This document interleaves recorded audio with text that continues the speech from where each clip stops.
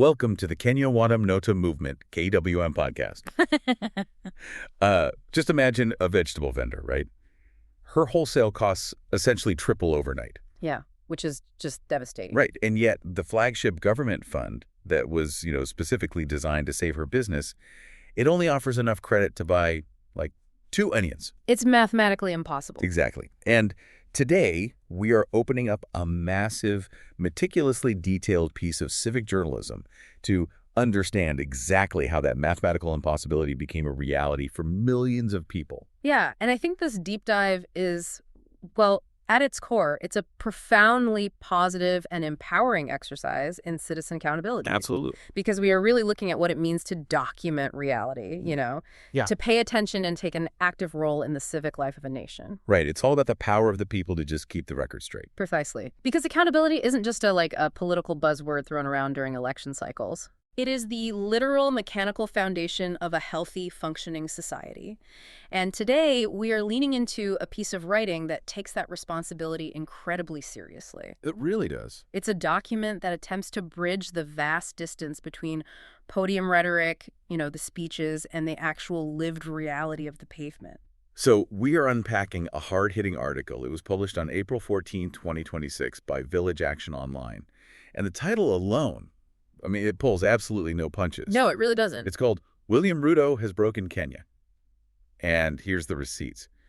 Now, just to level set with you, the listener, right up front, the claims in this piece are explosive. Highly explosive. Very politically charged and highly specific. But our job today isn't to tell you if the author is right or wrong or, to play defense for the administration. I want to be extremely clear about that. We are exploring these politically charged claims entirely impartially. We are not taking a side. Right. We aren't endorsing the author's viewpoint, and we aren't condemning the administration. We are strictly acting as an X-ray machine on this document. Just looking at the bones. Exactly. We just want to unpack the receipts and the arguments exactly as they are presented by the author so we can help you understand the current civic discourse. You judge the discourse for yourself. That is the perfect framework. We're tour guides through this timeline. And to understand the author's baseline, I really want you, the listener, to cast your mind back. Let's go back to September 2022. Yeah, think back to that time. The air was electric with a very specific, incredibly resonant promise. The bottom-up economic model. Right, that phrase was dominating the airwaves, the rallies, the national consciousness.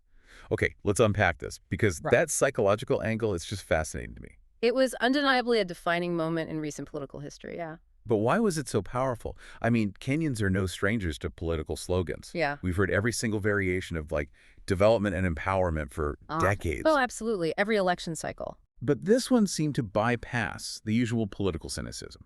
It landed somewhere much deeper. How does the author actually explain that resonance? Well, the author argues it landed differently because it effectively weaponized the lived experience of poverty. Wow. Yeah, but it packaged it ingeniously as empathy.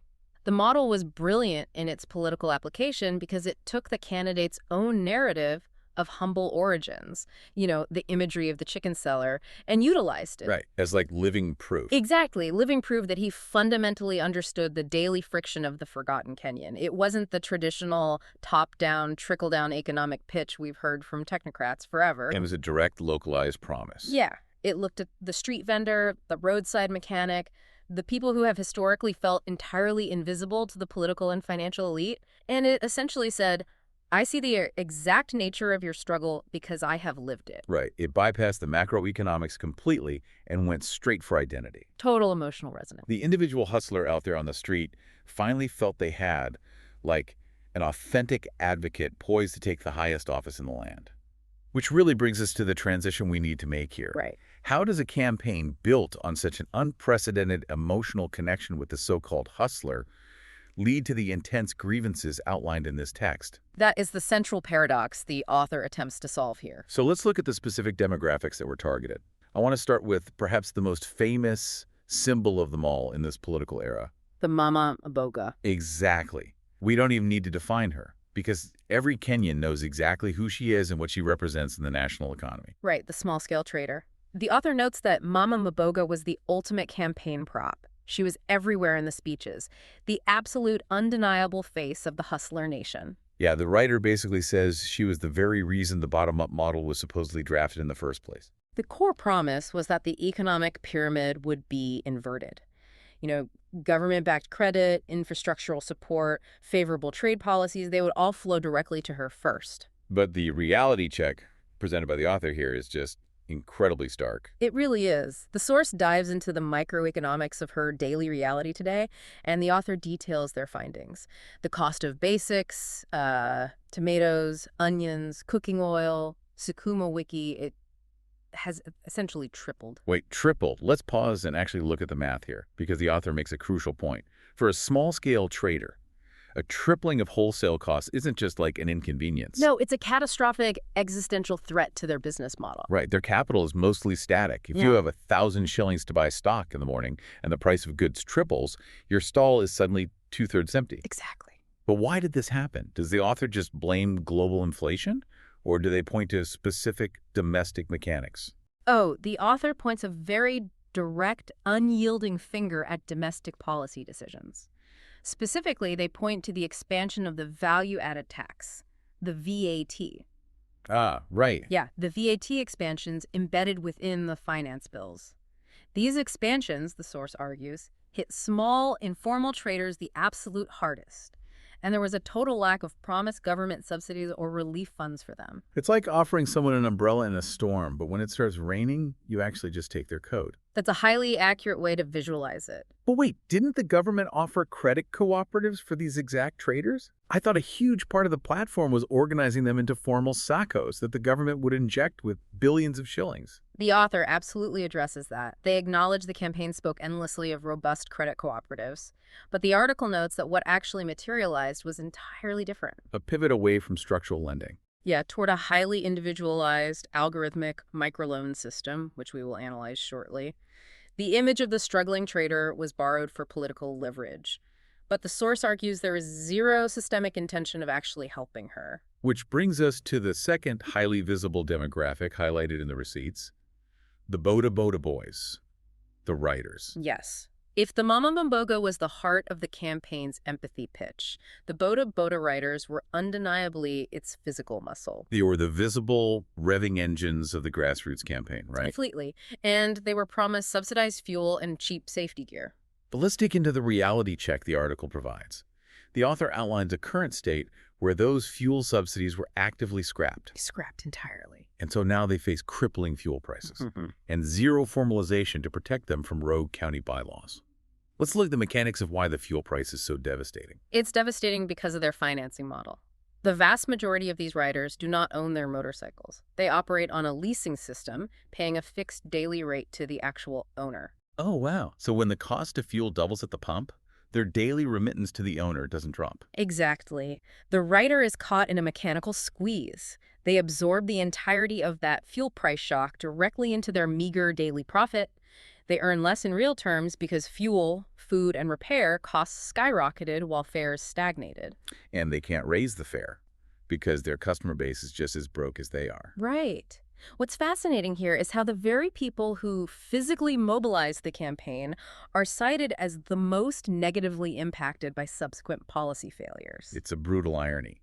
So if the ground-level traders and riders are struggling, what happened to the massive financial lifeline that was supposed to save them? You mean the Hustler Fund? Yes, the Hustler Fund. Let's Yeah. bring that up.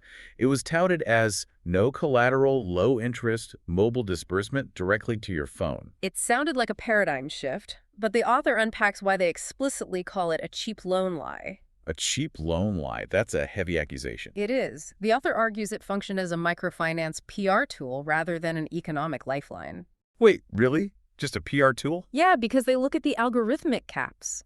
The limits were so suffocatingly low that they couldn't cover a single day's trading capital for most existing small businesses. Right. If you get a 500 shilling loan, but your wholesale tomatoes just tripled in price, that loan is basically a rounding error. It doesn't help at all. It doesn't. And the author explains the stalled promises of affordable government loans via siasacos and county enterprise funds. Those grand structural promises vanish. Leaving them stuck with commercial banks. Exactly. Commercial bank rates remain punishing, which continues the cycle of locking poor people out of capital. So we have this Hustler Fund illusion, But the article doesn't stop at microfinance. It looks at the macroeconomic life support. And the data points the author rattles off from the text are staggering. Yeah, I mean, inflation spikes, the shilling hitting record lows at points it was over 160 to the dollar. Which is unprecedented. And tepid foreign direct investment. Hmm. But let's bring it back to the daily reality. The author spends a specific section discussing the energy crisis and the Kenya power tariff increases. Yes. Electricity bills have transitioned into a source of genuine monthly dread for households. But the irony presented in the source is that you have higher bills, but actually worse service. That's the crux of the grievance. The author documents the systemic blackouts and the voltage fluctuations that are literally destroying appliances. Yeah, imagine a milk vendor's fridge blowing up because of voltage spike. And the prepaid units, people are buying them and they're just burning instantly. It's an instant destruction of capital. If we connect this to the bigger picture, you start to see the incredibly dense, interconnected web of systemic strain. Right. These micro-level household struggles link directly to the revised downward GDP growth and the stubbornly high youth unemployment. It's a sobering analysis. This economic strain isn't just felt in the wallet, It's collapsing the very pillars of society. But before we look at schools and hospitals, we have an important message for you. Visit www.wantamnotam.com and create your account.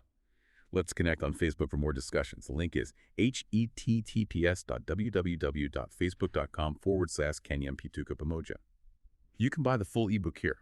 Many Kenyans think change begins in Nairobi. Wrong. It begins where you live.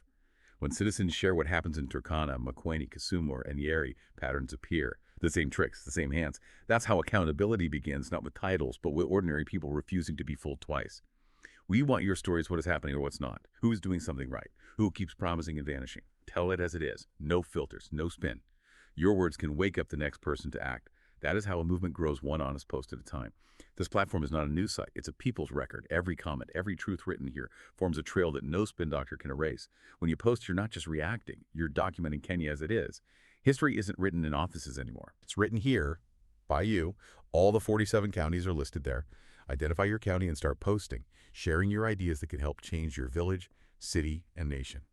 All right, welcome back. We are looking at the foundational pillars of society now, education and healthcare. And the author says education is basically burning. Yes, education is burning.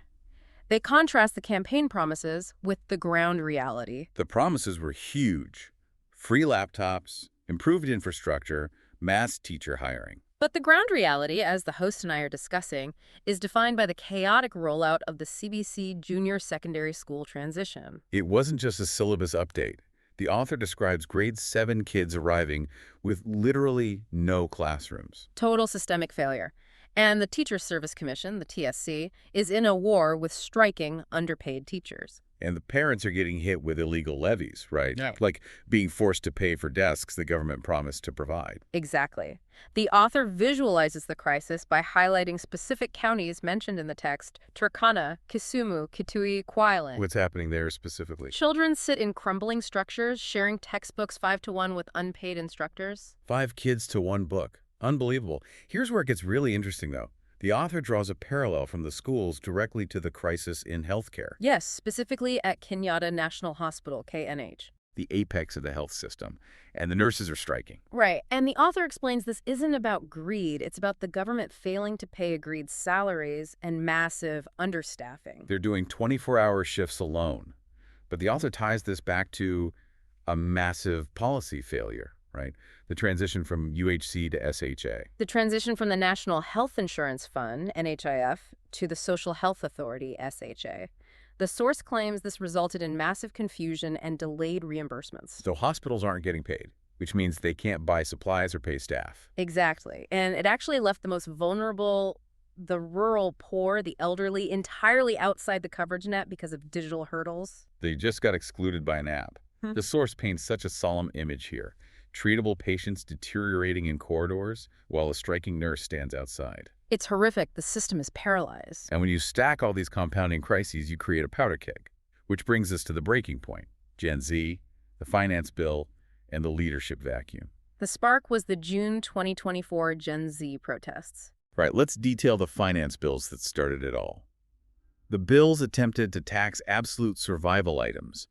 We are talking about bread, cooking oil, sanitary towels, cooking gas. The author analyzes how this triggered the youth. It led to the actual storming of Parliament. Yeah. And it wasn't just about a bill. The author argues it was a verdict on 2 years of economic promises. A total rejection of the administration's social contract. And the author's starkest critique is about the leadership vacuum during this crisis. The absence in crisis. Yeah, the president is highly visible at churches and international conferences, but entirely absent during domestic crises like the nurses' strikes or economic contractions. And when a response did come, the author discusses the initial presidential reaction to the Gen Z protests, labeling them foreign-funded criminals. Wow. And the text notes how this shocked even his staunch supporters. It's just entirely tone deaf. This raises an important question. How does a government govern if it only relies on endless cabinet reshuffles and policy U-turns? All right, ministers fired in the morning, rehired in the afternoon. And what about the affordable housing program? The author notes the deep skepticism surrounding it. Is it really about housing delivery, or is it about land politics and state-sponsored land accumulation? It all boils down to a broken trust, which leads to the ultimate accountability, the threat of impeachment. The author explicitly invokes Article 150. But let me ask a pushback question here. Is the author arguing that broken campaign promises equate to a constitutional violation? Or is it the systemic collapse of services that crosses the line?